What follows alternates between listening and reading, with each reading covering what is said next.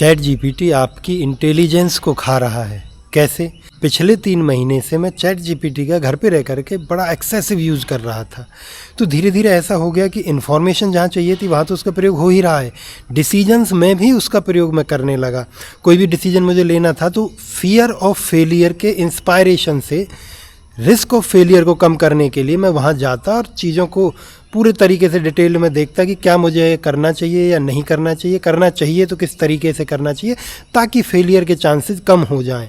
पर अब धीरे धीरे वो बिहेवियरल इशू बन गया और मैं देख रहा हूँ कि छोटे छोटे डिसीजंस में भी अगर इसके पास जवाब नहीं है तो मैं दोस्तों से पूछ रहा हूँ। मतलब जूते मुझे लेने हैं कि ये 5,000 के अच्छे हैं या 7,000 के, इस कंपनी के अच्छे हैं या इस कंपनी के। माने जो चीज़ है सिर्फ मुझ तक सीमित रहनी थी और मैं मानता हूँ कि मुझ तक ही रहनी थी, उन डिसीजंस में किसी और की इन्वॉल्वमेंट की आवश्यकता ही नहीं है। उनमें भी मैं अब लोगों की, चैट जीपीटी की अलग अलग तरीके से मदद ले रहा हूँ और मेरा कॉन्फिडेंस जो है डिसीजन मेकिंग का वो बहुत कम हो गया है। तो इससे अब ये समझ आ रहा है कि आने वाली जनरेशन का क्या हाल हो सकता है। माना कि एआई का प्रोडक्टिविटी के लिए बहुत अच्छा प्रयोग है और बहुत हेल्पफुल है, पर इन एस्पेक्ट्स को भी हमें नज़रअंदाज नहीं करना है।